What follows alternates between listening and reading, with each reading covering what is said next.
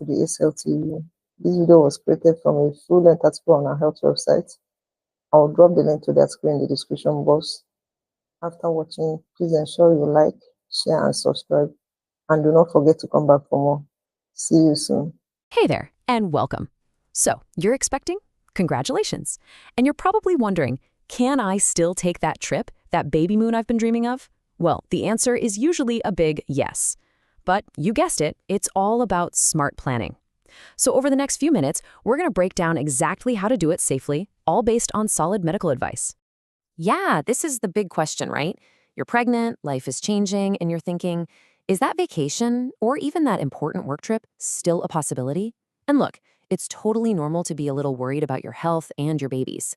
But here's the great news. For most pregnancies that are considered low risk, the answer is absolutely yes. It just comes down to planning it out right. So here's the thing. While you can travel for most of your pregnancy, it turns out timing is, well, pretty much everything. There's this little window, a sweet spot, if you will, that makes traveling way more comfortable and a whole lot safer.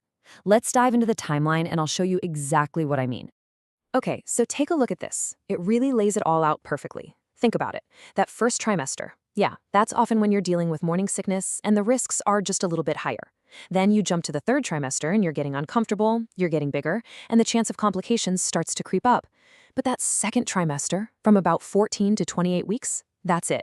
That is your golden window. You've usually got more energy and hopefully that nausea is a distant memory. So the main takeaway here? You are absolutely not grounded for 9 months. For most people with uncomplicated pregnancies, you can pretty much travel right up to 36 weeks. But if you want the most comfortable, most enjoyable, and least stressful trip, you're definitely aiming for that second trimester. It's just the best bet for your peace of mind. All right, so you've nailed down the when. Now let's get into the how. Because let's be real, how you travel makes a huge difference. The tips for flying are going to be a little different than for a road trip. This breaks it down so nicely. If you're flying, trust me, book that aisle seat. It makes getting up to walk around and stretch so much easier, which is super important. And those compression stockings, seriously, don't skip them. The risk of blood clots goes up when you're pregnant, so they're a must.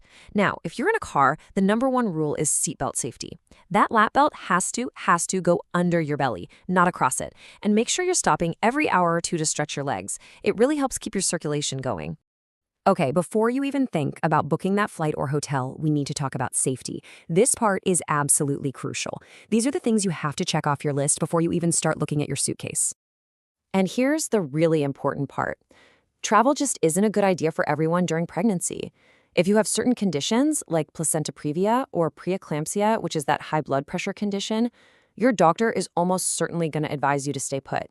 Same goes if you're at high risk for preterm labor or if you're expecting twins or triplets.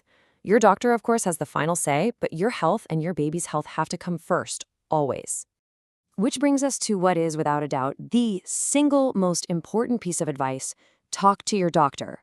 Get their official okay. This isn't just a formality. It's not just about ticking a box. It's about getting advice that's tailored specifically to you and your pregnancy. It really is all about giving you peace of mind so you can actually enjoy your trip without worrying, and that is absolutely priceless. Okay, so the doctor gave you the green light, you've picked the perfect time to go. Now for the fun part, packing. But this isn't just any packing list. Packing smart is a huge part of what makes a trip safe and, just as importantly, comfortable. So let's do a quick rundown. First up, documents. You'll want a copy of your doctor's report and your insurance info. Super important. Second, meds. Don't forget your prenatal vitamins or anything else you've been prescribed. Third, comfort. We're talking loose, comfy clothes and really supportive shoes. Fourth, snacks and water. Having your own stash of healthy snacks and a water bottle is a game changer. And last but not least, yes, I'm saying it again, those compression stockings. Seriously, pack them. Now, this next part is maybe the most important thing we'll talk about.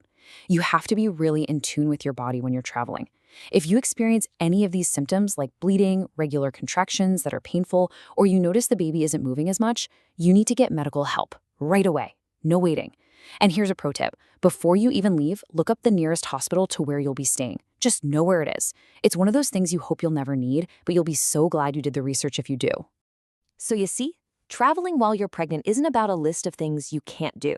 It's all about smart preparation. It's about timing your trip for that sweet spot, packing with a plan, and of course, getting that all clear from your doctor. You do those things, and you can absolutely have a safe, wonderful, and memorable journey. The real question isn't can you travel? It's are you ready to plan for it?